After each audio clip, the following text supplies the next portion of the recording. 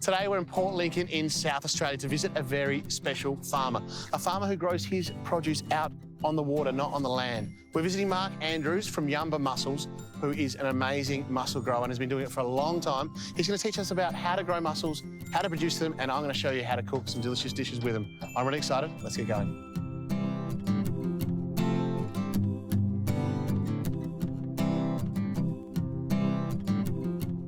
Mark, what a beautiful day here in Port Lincoln. I can see why you decided to grow mussels here, but how did you get here? How did you end up in Lincoln? Well, I've been here 16 years from New Zealand, mussel farming, top of the South Island over there. Had a look around the world. Went to Argentina, Chile, Brazil, up to Norway and Spain and Australia, looking for something I could do myself. I ended up here in beautiful Port Lincoln. It's a pretty good office today. Now, tell us about the process of why you chose Port Lincoln over all those other places, which sound all pretty amazing, to be honest. Yeah, they all were pretty amazing, but Port Lincoln stuck out from the rest purely because of the natural spat.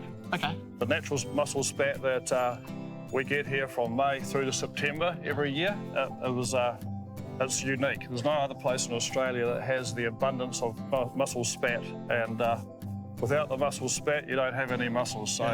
So the spat is the little tiny baby mussels? Yeah. Yeah. So in May every year, the brood stock, mussel brood stock within the bay spawns and produce their larvae, and the larvae swims for 21 days before it settles onto a rope. Right. So we monitor the rope week in and week out, starting in May, and then once we see that there's large numbers settling on the ropes, we'll start setting our ropes and all the way through to September. So this year we set 180,000 metres of spat catching rope. That's a lot of rope. That rope will end up seeding out approximately 900,000 metres for the following year's harvest. Right, okay. So pretty much 12 months. Yeah, so we catch the spat in May and we'll be harvesting that spat the following June for market. Wow. Okay. As a crop-sized product. Beautiful. And that brood stock that you mentioned, that's all wild, natural? That's all natural. We don't know exactly where it is, but there's a fair bit out there, and it's the base of our business. All right. Yeah. And that is the reason why you end up here in Port Lincoln? That's why I came here. I like that.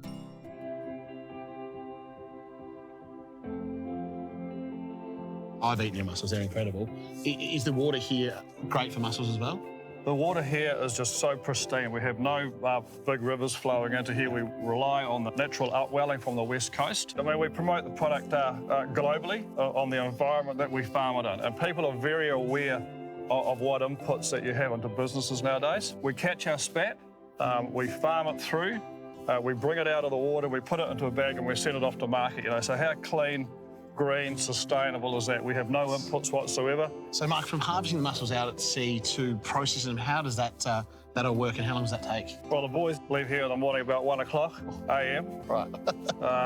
To get out there and get the mussels back to the factory to start at 8 o'clock. Get out there and they start pulling the mussels on board. That's where we start our chilling process. Really important to keep the mussels chilled from the time they come out of the water to the time they finish up in the pack. So out on the boat, they'll be harvesting into bulk bins into water where we'll be putting ice through the mussels at the time. And then once that bin's filled up, we put the lid on and bring it back into here, put it on a truck, send it to the factory where we start the process of putting it through the factory. 40-odd people in the factory. Oh, wow. Yeah, and it was packed out into our respective brands. It's a great feed of protein. You take it home, you pierce the lid, you put it in the microwave, cook it for 2.5 minutes, get your hands dirty with a bit of bread. Love it. You have me out of a job. That's great. There you go. I love that. Yeah.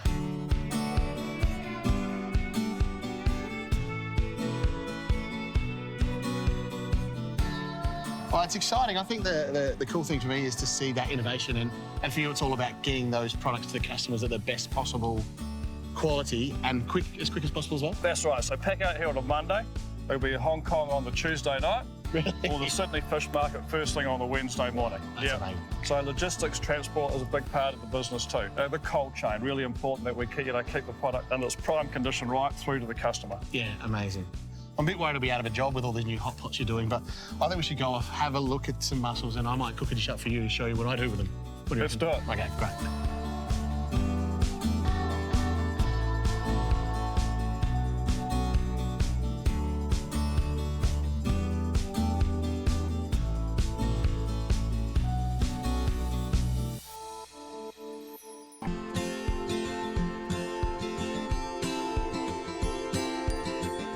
We had an amazing morning out on the mussel leases and exploring your processing plant, Mark. So now it's time for me to do the work. You did all the hard work this morning and all the hard work growing these beautiful mussels. So I want to cook a dish starring these mussels.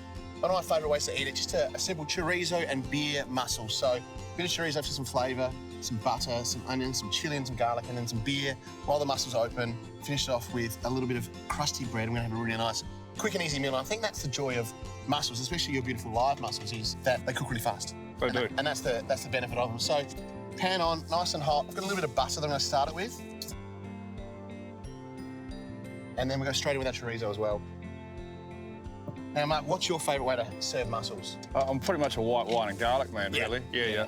Classic. So you can see the chorizo has started to give off that beautiful orangey oil and their flavour started to come out. That's a perfect sign to add in our onions and our garlic. Do you want to pass me that chilli as well, Mark? We'll just chuck that straight in there. Straight in there. Exactly Yep. right. And we just want to fry these off till they soften and I've got a beautiful orangey colour from that chorizo oil. That looks good. So, Mark, you can see our chorizo's cooked down, all that oil sweated out, our onions and our garlic and our chilli have softened, so it's looking really nice. It's smelling great. Some of the colour from the chorizo is paprika. We're going to add a little bit more because I love that flavour. You like that? Do you want to pass me that? Yeah, there you go. Because it's a bit windy out here. I'm going to be very careful and just try Oh, and yeah. add it in, not into our eyes. And we just want to mix it into the oil to get that beautiful red colour. And now it's time for the stars of the show, your mussels. Do you want to grab those? Sure. With your mussels, grab the mussels. We're going to go our whole pack in here. And I think a kilo of mussels, that's 2 to 4 people. Well, there's going to be 35 pieces in there, roughly. There you go. All right, so mussels in with that beautiful liquor. And then do you want to grab me that can of beer as well? I just love the flavour of mussels and beer. So we're going to go a little bit of beer in there as well to help them open up and actually give us some flavour for our sauce. We could just steam them as they are. So we're now going to cook our mussels so they pop open and steam open. Now, you're the mussel man. Tell me about mussels that don't open. Mussels that don't open means they've got a strong abductor muscle. So in the mussel, it has a muscle that holds onto the inside of the shell. Yes. That's called the abductor muscle. Sometimes they're stubborn. Yep. And sometimes they just take a little bit longer to open than the other ones. They just need an extra little bit of heat and a little bit longer to do it. So there's nothing wrong with the mussel that does not open. Yes. You prise it open and it'll be just equally as good as all the rest of them. There was the old wives' tale of if they don't open, throw them out, they're not good for you. Yeah, that was dredge mussels off the bottom in Europe and then UK and stuff. So, you know, these are farm-grown, line-grown mussels. So none of these come they're off not the on the bottom. bottom. They haven't come off the Mussels. bottom. That's right. I love it. So we're going to watch this, and as they pop open, we're going to start pulling them out because I want to talk about the mussel beards when they open as well. Sounds good. All right, Mark, so our mussels have started to pop open. How do they look? They look fantastic, yeah. Nice colour on those mussels there. So what I like to do now is just pick out the ones that I can see are done. So one like that, looks beautiful. You know the difference between a male and a female mussel? I think it's the colour, but I don't know which one's which. That's correct. Is that So right? the white ones are males, and the orange ones are females. So that's a bloke? Yeah, that's a boy. Yeah. And that's his girlfriend? And that's his girlfriend right behind him. Yeah. Any difference in taste?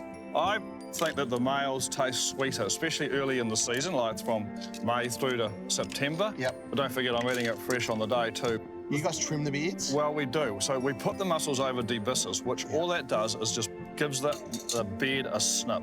Yep. You don't want to be pulling the beard out because it's a live product. You'd kill it if you pulled the beard out. Yep. When you're buying a debearded mussel, it's been blanched or cooked. Yes. So when you put the heat into the mussel, it's easy for the beard to release. Yeah, like that. Yeah, so when you cook them, that's when you pull the beard out. Do you want me to show you what you can do? Pull that over like that there, hold the shell together, pull the beard out. There you go. Now, the beard's just what was holding the mussel on to the rope. That's dead right. So when the spat is developing, it grows a foot, and the foot turns into the beard, and that's what they hang off the ropes with. Great, and then chuck them in there. Yeah. Eat the mussel. Yummo. To finish off, a spoonful of extra butter for some richness. Doesn't need it, but I'm a chef and we love butter. Yep. And then a quick crack of black pepper.